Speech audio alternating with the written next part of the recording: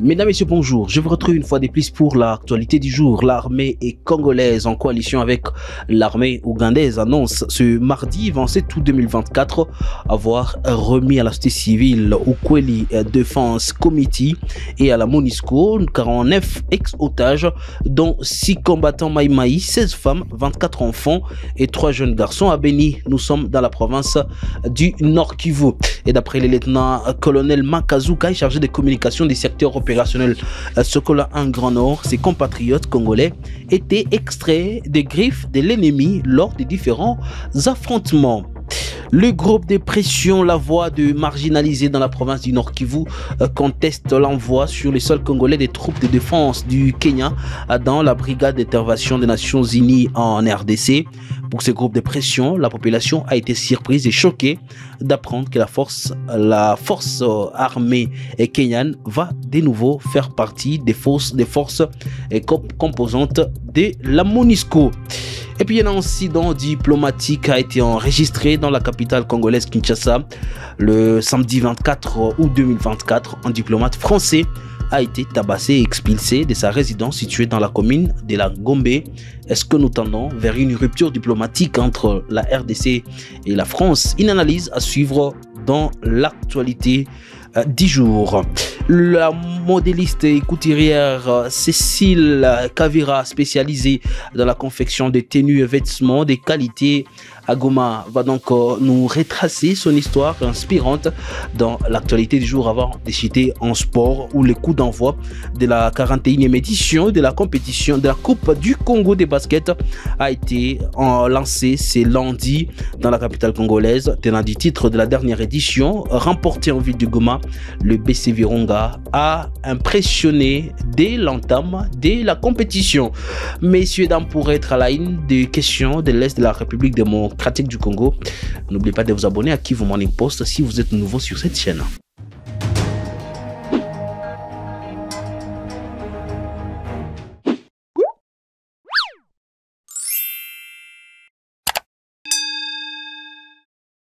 L'armée congolaise, le FARDC en coalition avec l'armée ougandaise UPDF, annonce mardi 27 août 2024 avoir remis à la société civile et à la MONUSCO 49 ex-otages dont 6 combattants Maïmaï, 16 femmes, 24 enfants et 3 jeunes garçons à Beni au Nord Kivu dans l'Est de la République démocratique du Congo.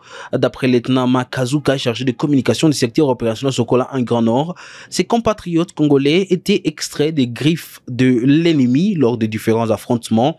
Il s'est de signaler que l'armée congolaise, soutenue par l'armée ougandaise UPDF, sont depuis plus de 2 ans dans la traque contre le ZADF et d'autres groupes armés dans la partie grand nord de la province du Nord Kivu et une partie de la province de l'Ituri à l'est de la République démocratique du Congo, selon le bilan provisoire mi-parcours donné par l'armée congolaise au mois de janvier 2024.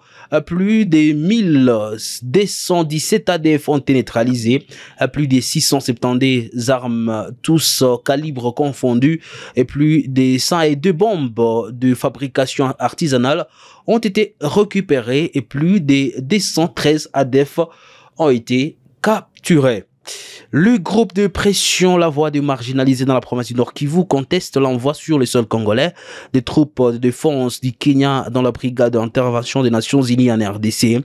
Pour ce groupe de pression, la population a été surprise et choquée d'apprendre que la force armée kenyane va de nouveau faire partie des forces composantes de la MONUSCO. Ces groupes de pression rappellent le passé sombre de ces contingents kenyans dont les forces de l'EAC. Durant une année de déploiement, l'apport des soldats kenyans dans la lutte contre la rébellion du M23 a été jugé insatisfaisant. Invité de l'émission Décryptage de Kivu Morning Post, Félicien Toumsifou en parle ici. Et comme vous l'avez constaté, la population du Nord Kivu, la population congolaise, nous avons chassé la MONUSCO ici, dans la province du Nord Kivu et dans le pays en général. L'EAC, elle est venue aussi pour nous soutenir contre l'agression du pays, du Rwanda et l'Ouganda, à travers les M23 qui agresse aujourd'hui la province du Nord Kivu. On a déployé l'EAC ici pour venir restaurer la paix et la sécurité au Nord Kivu. Mais, chose étonnante, lorsque les militaires kenyans qui étaient basés dans la partie nord de la ville de Goma, en commençant par Kibumba, vers Kanyabayonga et partout ailleurs, ces militaires kenyans collaboraient et complotaient avec les terroristes du M23. Je vous informe que ces mêmes militaires du Kenya, ils volaient des chèvres ensemble avec le M23. Et comme nous avons vu que l'EAC n'était pas venu pour quand même nous sécuriser ou nous donner la paix et la sécurité au Nord Kivu, la population s'est dit non. Et la jeunesse de Goma, la jeunesse de Butembo et Beni, nous nous sommes levés comme un seul homme pour dire non à l'EAC. Et si nous avons dit non à l'EAC, c'était à l'armée kenyane qu'on disait que nous ne voulons pas votre complicité. Et c'est pourquoi on a retiré l'EAC parce que la population avait dit non. Mais aujourd'hui, nous sommes en train d'attendre les retraits des derniers agents de la MONUSCO en RDC. D'ici le 30 décembre 2024, nous sommes en train d'attendre que les derniers agents de la MONUSCO quittent le sol congolais.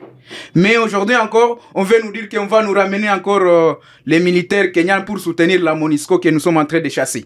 Qui n'a pas vu combien de fois nous avons chassé la MONUSCO? Comment on va soutenir la MONUSCO à base de quoi? La MONUSCO qui a échoué pendant 30 ans dans ce pays. On veut les soutenir aujourd'hui, pourquoi?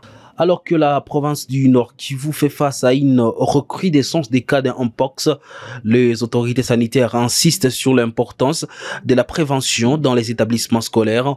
Dès la rentrée scolaire, Désiré Bouyana, coordonnateur du programme national de communication pour la promotion de la santé au Nord Kivu, a dans une interview exclusive accordée à Kivu Morning Post lancé un appel aux responsables d'école pour qu'ils renforcent les mesures d'hygiène afin de protéger les enfants contre cette maladie hautement contagieuse. Il est dans ses propos recueillis.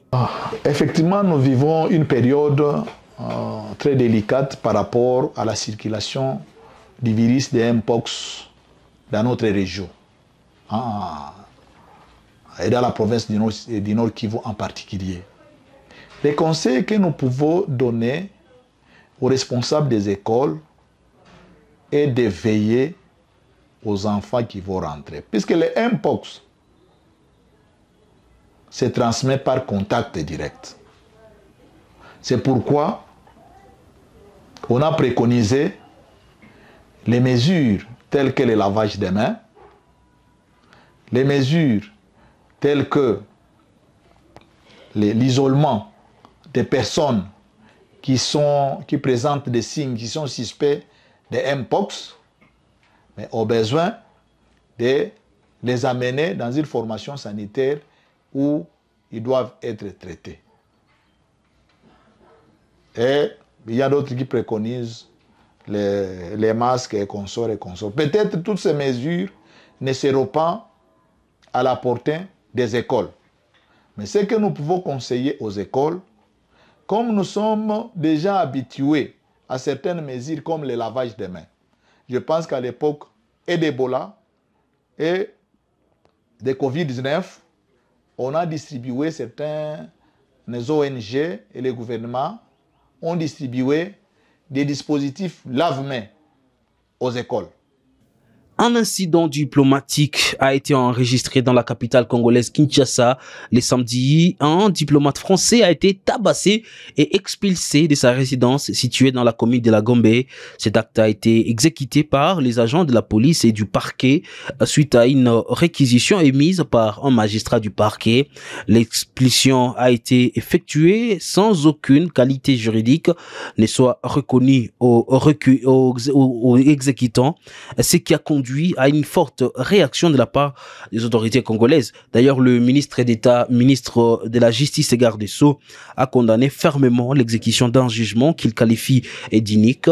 Lundi, à la Cité de l'Union africaine, le président Félix-Antoine Tshisekedi a accordé une audience à Bruno Aubert, ambassadeur de la France en République démocratique du Congo, venu lui faire des adieux. Ronéline Thibonnet, on va donc vous accueillir dans l'actualité du jour. Au regard des événements, est-ce que nous tendons vers une rupture diplomatique entre la France et la République démocratique du Congo? Je crois que c'est très tôt de le dire, étant donné que les autorités congolaises se sont impliquées après cet incident diplomatique survenu à la résidence d'un diplomate français à Kinshasa. Hier, le président de la République a reçu d'ailleurs l'ambassadeur Bruno Aubert, qui est venu faire ses adieux au président de la République.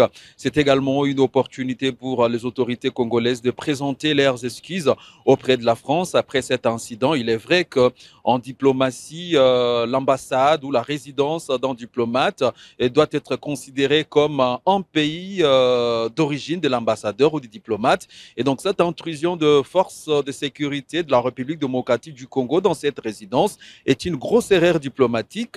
Et je dois rassurer qu'il y a le ministre même de la Justice qui s'est impliqué après cet tête-à-tête entre Bruno Aubert, mais aussi la ministre des Affaires étrangères, mais aussi le VPM.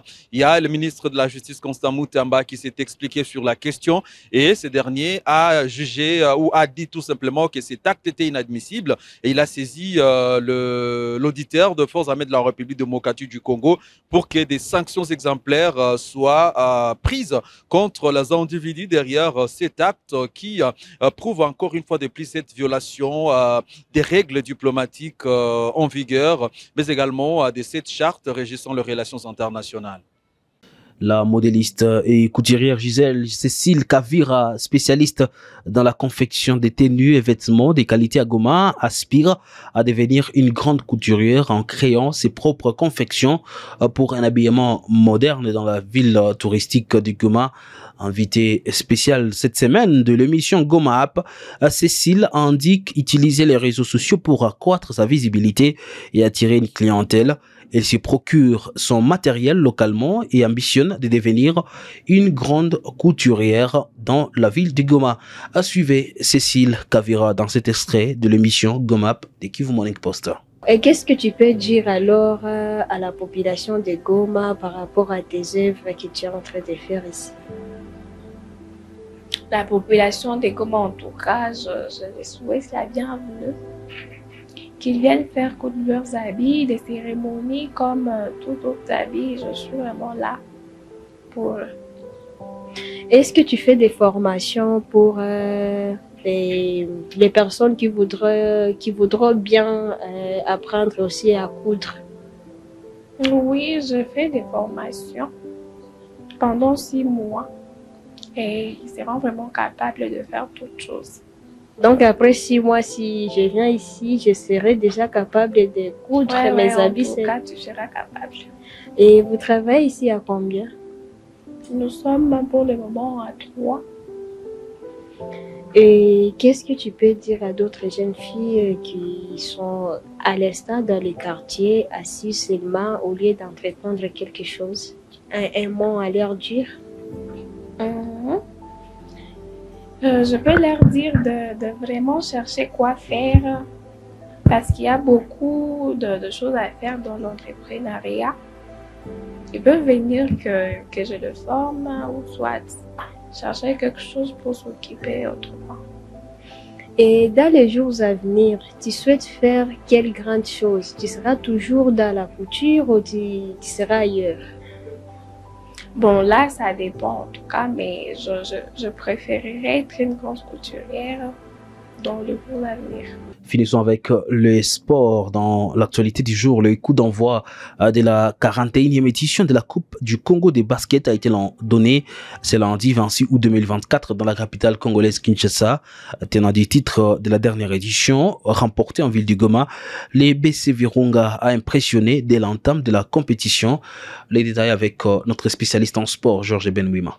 Allez, c'est un début impressionnant pour les tenants du titre de la Coupe du Congo. Les BC Virunga s'est imposé pour les coups d'envoi de la 41e édition de la capitale congolaise devant Espoir Mazembe sur en tout cas les scores de 76 contre 63. Pourtant, l'équipe de Goma s'est déplacée avec moins d'athlètes, mais en tout cas, ils ont fait le nécessaire et ils ont prouvé qu'ils sont capables à défendre leur titre. Dans l'autre match chez les dames, c'est CNSS qui a créé la sensation comme d'habitude en remettant son trophée avec une victoire devant les BC Mazembe sur un score à 3 chiffres. Pour parler de la province du Nord Kivu, plusieurs équipes étaient attendues dans la capitale congolaise.